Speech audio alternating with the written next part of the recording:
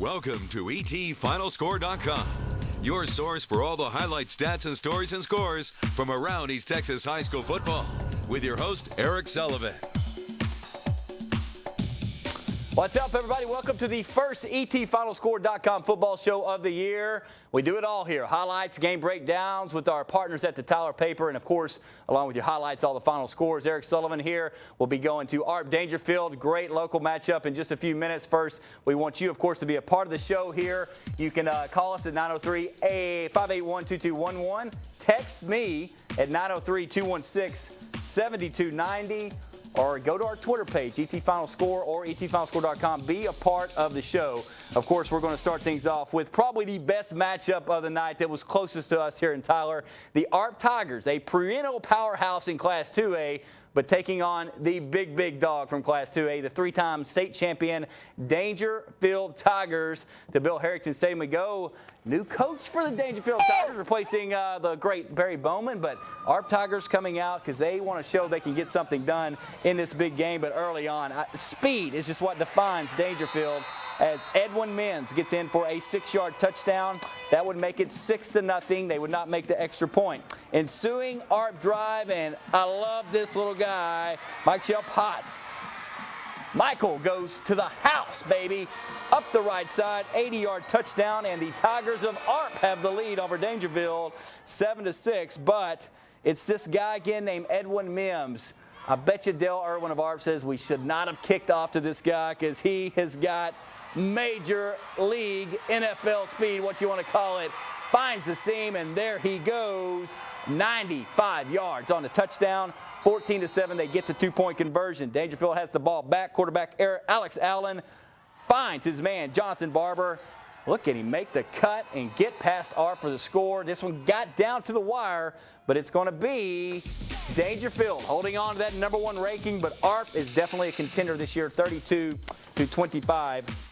Your final score. Now, we had a big-time rivalry game down in Lufkin tonight. Old East Texas foes, John Tyler and Lufkin meeting up. JT lost to the Pack on a field goal a year ago. So let's see what happens down in Pack country tonight.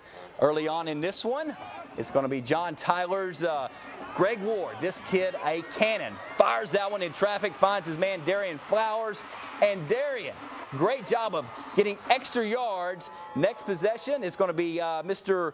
Greg Ward finding Fred Ross. Now, Fred had some cramping problems all game long, but he kept coming back because Coach Rush has got to keep this guy on the field. Man, Fred Ross, 90-yard touchdown. JT up on Lufkin, 7-0. Still in the first quarter, Ward's going to hand off to Mr. Ross on the end around, and here we go, off to the races. Fred Ross, you're getting play of the night already. We're the first week of the season. Up the right sideline, another touchdown, 14-0. John Tyler with the lead. Going to get a score upset here on the road, but Nick Cox is going to hand off to his man Jamarcus Walker, who, just strong right here. He gets the score 14-7. And then Lufkin's defense. Johnny Outlaw, known for that great defense. Look at him go. Getting the big sack there by Tommy Merck. And this one, of course, goes down to the wire like it always does. And it's the Lufkin Panthers winning 34-31. That's not the correct score, 34-31. And for more on this game, Harold Wilson, beat writer for JT, joins us live on the phone. And Harold, you could probably tell there as we bring you up, pretty exciting highlights right there. We were only there for the first half. How did this one wrap up? Oh, it was a great battle between two East Texas heavyweights, Eric. Just like last year's game, decided by 3 points in the last quarter, but Lufkin pulled it out in the end. They actually only had 2 completions in the second half, but that last one went for the game-winning touchdown from Nick Cox to Jamal Jeffrey. Harold, what did you learn about JT? Greg Ward, obviously a fantastic quarterback. Fred Ross, we know how good he is. JT can take something from this game, can't they? Oh, Oh, no doubt. And actually, I talked to the Lufkin coach, John Outlaw, after the game, and he wanted to remind the Tyler fans that JT lost a similar game to Lufkin last year, and they still found a way to go 4 rounds deep. Eric, I saw a John Tyler team that has a lot of potential, and I think they'll only learn from this game. They showed a lot of explosion on offense. They got to still, mature a little bit, and the depth was the issue tonight, but I'd say they got a big chance to make some noise this year. All right, Harold Wilson, great job there of covering JT. We'll have you back here every Friday night. You do such a good job, and we will keep our eyes on the John Tyler Lions. Big win for Lufkin, though. Props to those guys. All right, the new-look Robert E. Lee Red Raiders on the road as well tonight. They had to take on the number 3 ranked team in the state, Randy Huffsteckler, making his debut as Lee's head man, but Euless, always a very, very tough opponent, and jumped out to a 30-0 lead. We were listening to this game on the radio by Bill Coates and KTBB. Lee had a shot of getting in the end zone. They just couldn't do it, and Chris Perry is in Trinity tonight. He joins us on the phone.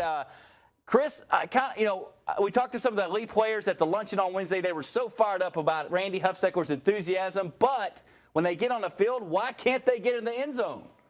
Well, the final score was 30-7, so they got a touchdown late. But their first drive was, just perfect. So they drove it straight into the teeth of Trinity's defense. I think they held it for almost 6 minutes. They get down on the 5-yard line. Joseph Sieber rolls out and hits a kid right in the end zone, which should have been a touchdown, and he drops it. And they just kind of went backwards from that point. To a couple penalties, and then they try a quick pass. The Trinity defensive end makes an unbelievable, just an acrobatic interception and gets them down to midfield. Lee's defense looks like they're going to hold them right there, and Trinity scores on a fake punt, 45-yard touchdown on a fake punt. That's kind of how the game went. It seemed like every time Lee made a mistake or a holding or something, Trinity took advantage, and that's how they got that 17-0 lead at halftime. In the second half, it was Trojan football. It was exactly what you expect. Line it up, hound it with about 6 or 7 different running backs, and they kind of did what they wanted in the second half. To Lee's credit, they forced a turnover in the fourth quarter and drove down and got on the scoreboard for their first points of the year. All right, now, Chris Perry, we, of course, will see what they can do from this Friday to next Friday, or next Saturday when they play again. So, Chris, thank you for the time there, and be careful driving back, buddy.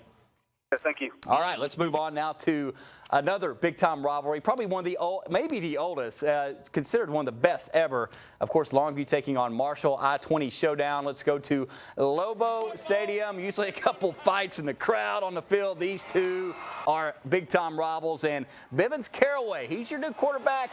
A little nervous in this one. Now, he's going to run for about 15 yards here, but uh-oh, what a hit there by Tremaine Bender. Fumble, Marshall with the ball, but Longview's defense would hold, and Bivens getting it under control. Look how smooth he is, and what a catch right there by Eric Hawkins. 35-yarder, 7-0 Longview with the lead. Now, Bivens Caraway, I'm going to love covering this guy for the next 15 weeks. This kind of stuff. He drops the snap there, but that's okay. Has the presence of mind to pick it up, and he finds Mr. Hawkins again. Gets into field goal territory. We always know Lobo kickers are great. They make it 10-0, and then here's that defense from Longview. DeMarcus Lathan gets the interception on a Landrick Tutt. Now, he almost got to the end zone before half, came up close. Doesn't matter. Longview defense pitches a shutout. John King, obviously very happy. Final score, 30-0. Longview looking impressive out of the gates. All right, first break right now here on the ETFinalScore.com football show. Up next, Chapel Hill. Will they make their way to state? They've made a pretty good statement tonight. Lindale, Spring Hill, Canton, Gladewater. Highlights all coming up as well. We're back in 2 minutes.